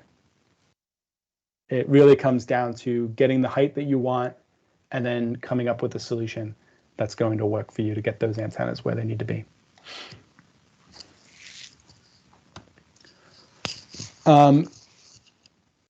There's really 2 forms of power that we use regularly. Ultimately, you want to provide a consistent 12 volts to your receiver. Generally, that can be done with a small solar panel or an outlet adapter to 120. And it really depends on your site. If it's going to be remote, you're going to need a solar panel, 100-watt panel, as well as a 12-volt battery and a charge controller. If you're working at a building and you have opportunity, if you have grid power, you can just use a 12-volt adapter and go from there. The solar stations, we tend to use 100-watt Renogy panels. Those are not the only panels in the world, but those are the ones that we've just been using long enough. And I think in part it's because of the bracketing that they make, which you'll see in the next slide. We've just gotten used to sort of using their brackets and going from there. That panel paired with a 12-volt 100 amp hour battery gives us the lifespan that we need for our sites to get through, most of our sites to get through the winter time, which is really what you're angling the solar for. During the summer, plenty of sunlight, plenty of power to keep your battery topped up, but it's in the winter when there's less sun that you want to have a large enough battery so that your receiver can operate through those dark periods. And any solar system is going to require a charge controller we use the Morningstar Sunsaver 12 volts, and it's every solar sort of setup needs a charge controller like this in order to take the variable power that comes in from the panel and ease it out for the battery, and then put out consistent power for your receiver. The only thing that's not mentioned here are the cables. You'll need to have 10 gauge cables that run from your panel to your charge controller, and then we tend to use 14 to run to our battery and to run to our receiver itself. The most common mount that we used, and this will answer the question before, is what Renogy calls their pole mount. And this will just bolt. It's meant to sort of bolt straight to a single 4-inch pipe, but we tend to drill 8 extra holes so that we can mount them on one flat side of our tower. It allows you to set the angle that you need for your latitude, mount the solar panel really well, and if you have a real issue with these things still walking away, if somebody coming along and loosening up the 4 bolts that keep it on, you could run a cable through that, some sort of locking system. But generally what we do is set these pole mount brackets up in the air. So you'll get up on a ladder and we'll put them on. Not only does that give the panel a little more view of sun in case you're close to trees or some sort of shadow, but it also kind of puts it out of reach. And if you happen to be in an instance where you are working on a south-facing roof, you can use a standard Z bracket roof mount, and those are pretty standard. And I've only used them a handful of times just because they need to be facing south, and it's not often that I have a roof that's facing in the right direction.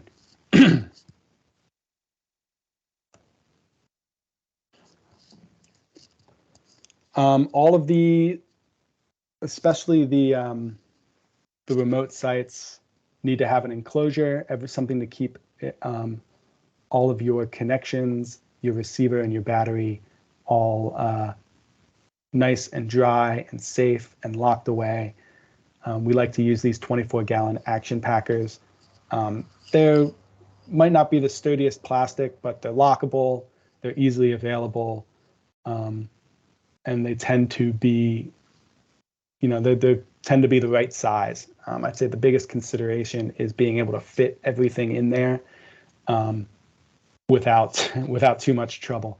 The coaxial cable is kind of stiff, and it can be hard to work with.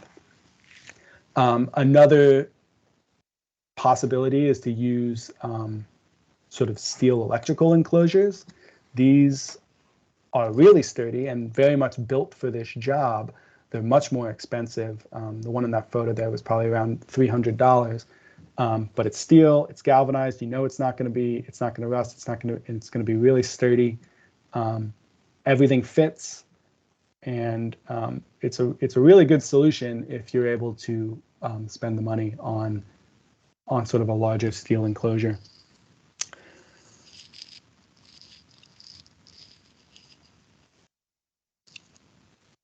Grid power, fairly straightforward. You buy an adapter, you plug it into the outlet, and you run it to your receiver.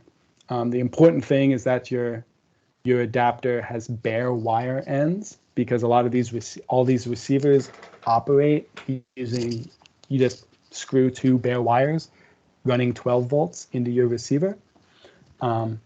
Again, we'll share this talk, so all of these hyperlinks you'll be able to get to.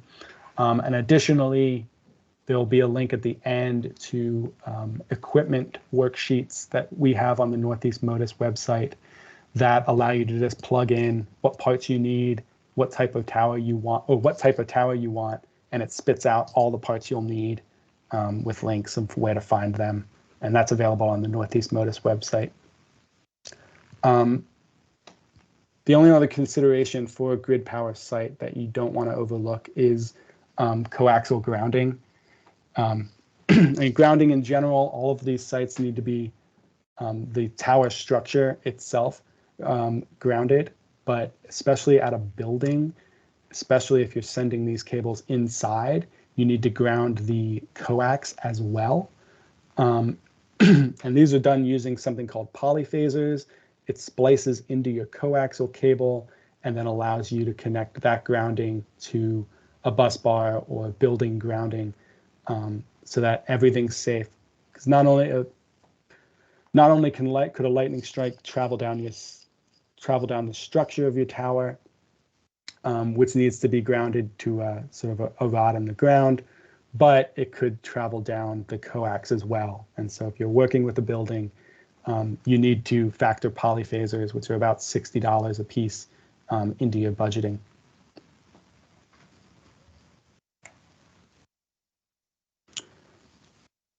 And I'm moving a little faster here because I know I've kind of run way through here. But all of this is to protect and feed the receiver unit.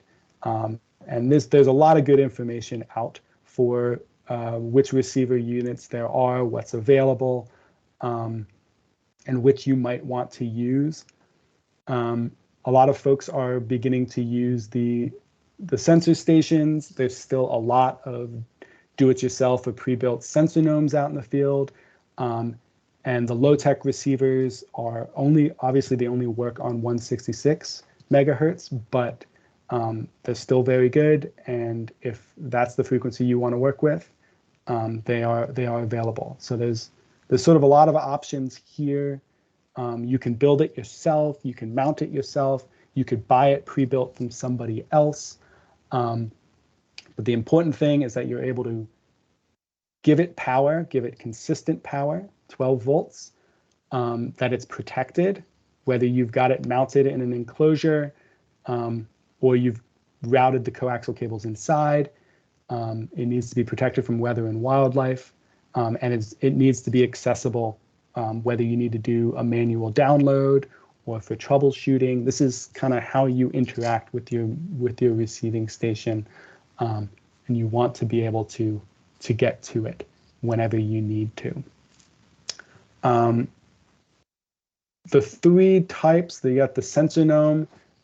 This is sort of the oldest technology. It's kind of do-it-yourself, but it is also the least expensive if you want to get into it. This is how we started. This is still a lot of sensor gnomes out in the field, ticking along happily.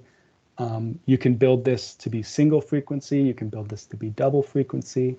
It's powered by a small Raspberry Pi computer, which, depending on what you're into, might be something that you're familiar with. They're very sort of open source, cheap, sort of very versatile little computers. And that's what you see kind of in that clear case there.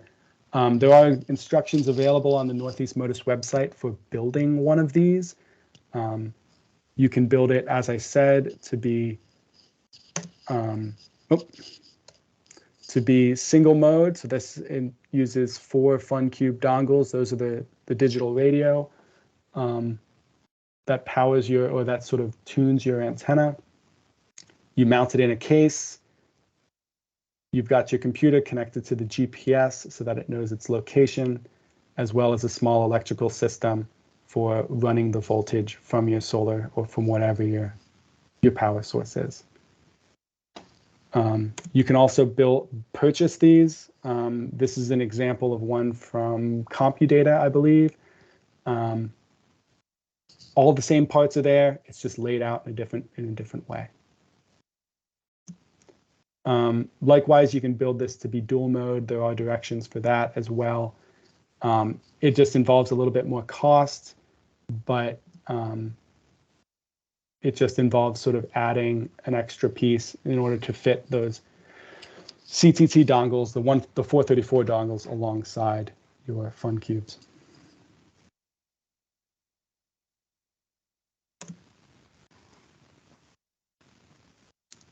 There's a few sources for your sensor gnomes.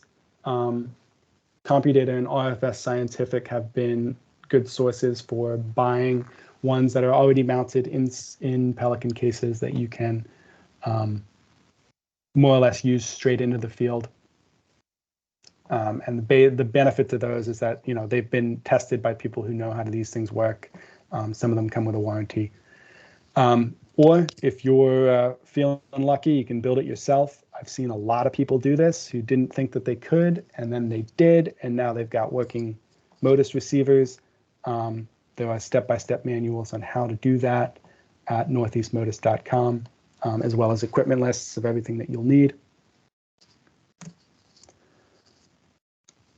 A lot of folks have transitioned to using CTT sensor stations, not only because these are dual mode compatible, but for ourselves, they come with a cellular connection that you can use, that you can pay for, that you can use to automatically upload your data via the cellular network, rather than having to go out manually and remove data yourselves. You can set something like this up for a Raspberry Pi. You can connect them to the internet. It's likewise with the sensor station. You can connect it to the internet, but you also have the added benefit of a cellular connection if you want to use that. We use this for a lot of our remote sites, so that I can check in remotely, kind of get some basic diagnostics, see how the site is running, but I don't have to go out there in order to download data. I only need to go out there for seasonal sort of maintenance checkups, and if there seems to be an issue, if there seems to be a break in the data stream.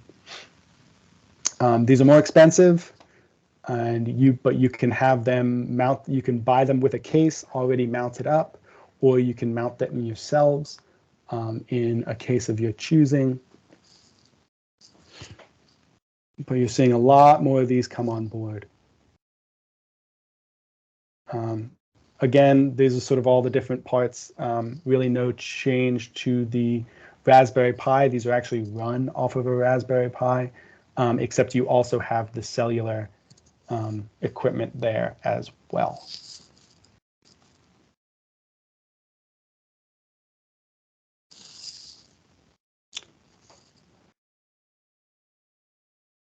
That's that upper, so that little patch antenna on the top is the small cellular antenna that comes with the unit, but an additional piece of equipment that you might need are external cellular antennas, depending on the cell signal at your site. You might need something like that small Omni on the left, or if you are really far out there, you might need a larger Yagi cellular antenna that you can aim at the nearest cell tower. Otherwise, you can get a lot of this stuff sort of comes with the receiver. The fun cubes are in the case of the sensor stations, the fun cubes, those radios across the bottom are the only thing that you'll need to purchase additionally if you have it mounted.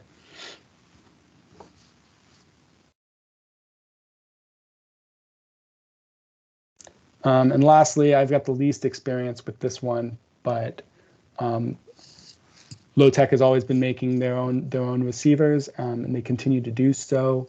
These only run on 166 frequency, but since it's all in-house technology, it works really well with their tags.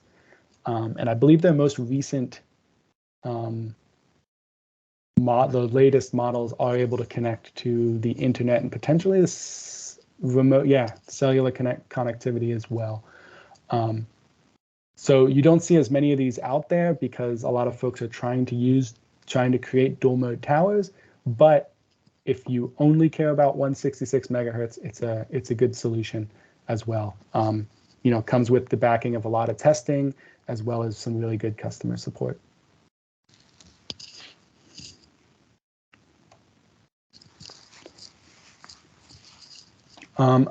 Of course, all of this, again, needs to be protected in a case. We tend to use these repurposed night vision goggle cases.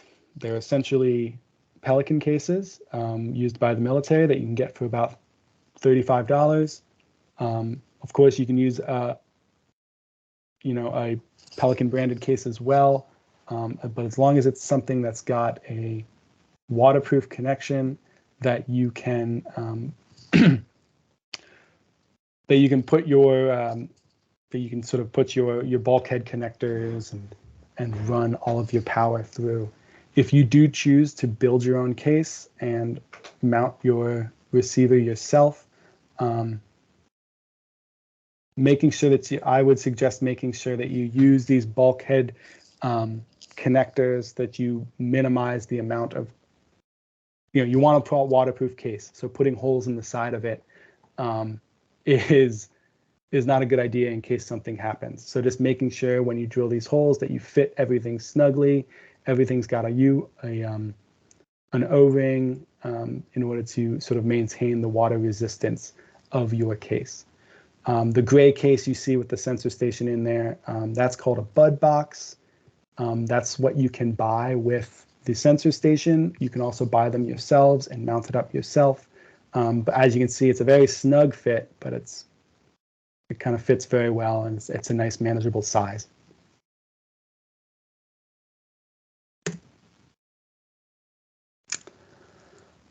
So I apologize for sort of picking up the pace there for the latter half. I've got a bad habit of going on and on about these things, but hopefully you're getting to the point where you've seen some, you've seen some images that you like, you see some solutions that might work for you.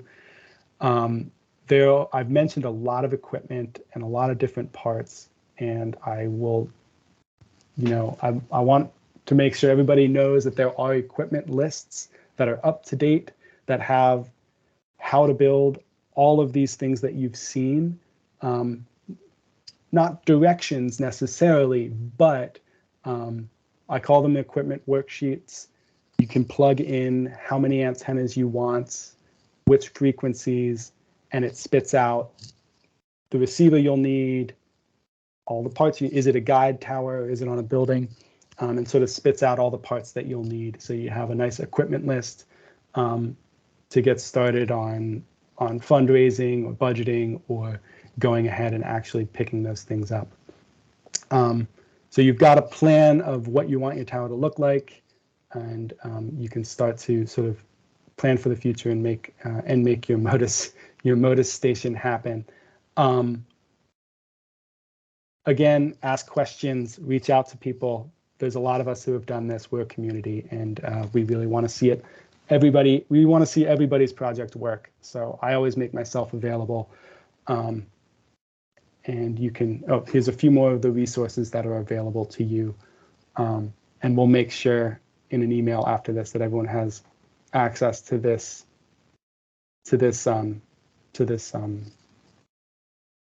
talk, so that you can use all of these nice links that I put in there that aren't available to anybody. Again, get in touch with me, get in touch with the Google groups. If you want to ask questions, you're not the only ones. It's a collaboration. I hope there's people still here. There are. You're doing fine. Yeah, no, it's great.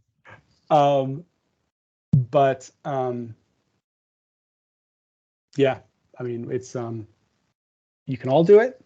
It seems like folks were, from some of the questions that we got, folks are already sort of ready. They're already knee deep in this, which is good to hear. So, Sarah, the next slide is your map. Would you like? That's okay. We can forgo that. I do want to ask you 3 really quick questions. If you could provide like a short answer for me, just so they're captured in our recording here.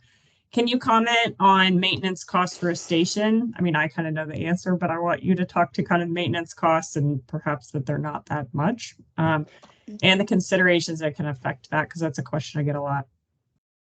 Yeah, it's hard to say exactly for each site what the maintenance cost will be, but it generally, if you take the time to build the site well in the first place, that brings down your maintenance costs, and it tends to be almost nothing. I've got a lot of sites that just require my being there 2 times a year to make sure everything is ticking along.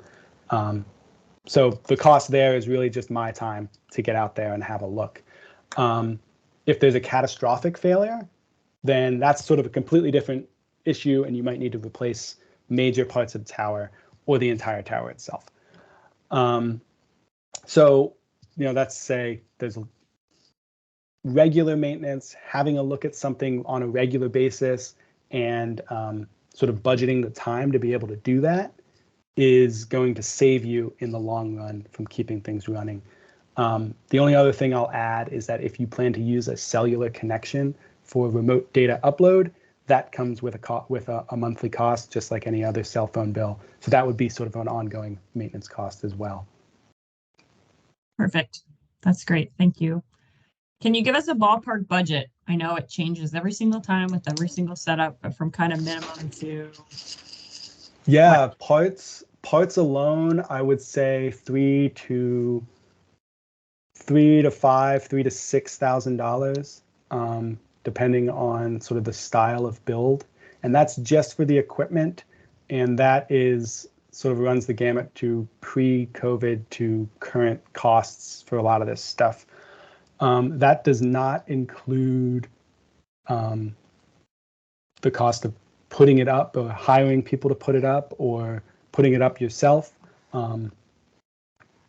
So when we do, I know there are a lot of nonprofit folks here, when we do fundraising for sites like these, we'll usually say between $8,000 and $12,000. If you're trying to raise money for a collection of sites, that's the number that we'll use, and that'll give you enough for the equipment.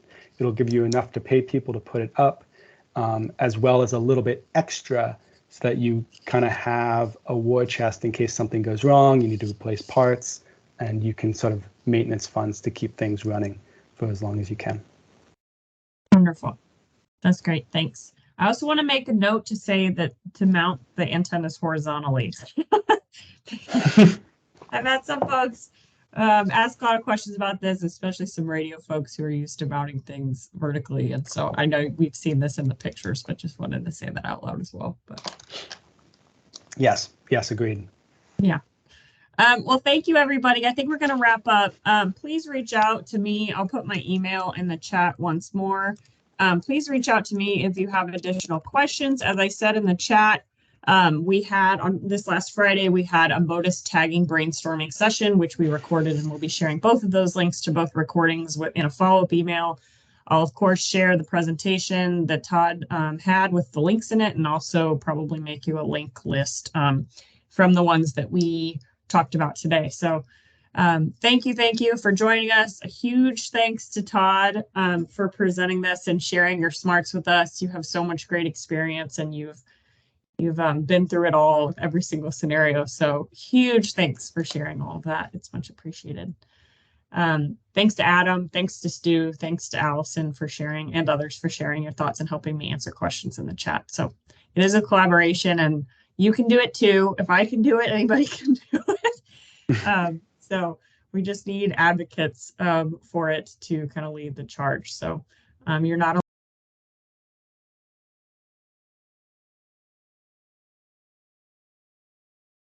Somebody muted me. Oops. Todd, do you have anything else to add before we leave?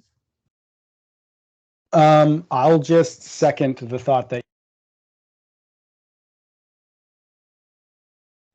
somebody keeps muting us on accident. Todd, you were just muted. Go ahead. No longer muted. I would just second that. You can totally do this, even if it seems like a lot. Everybody's gone up that learning curve. Quickly, slowly, or at their own pace, but it's a community and there's a lot of us. So reach out, ask questions, and we all want to see it happen. Yep, agree. Thanks all. Appreciate your time. Have a good day. Thank you, Sarah. Thank you, Todd. Thanks, Stu. Thanks, Stu. Bye.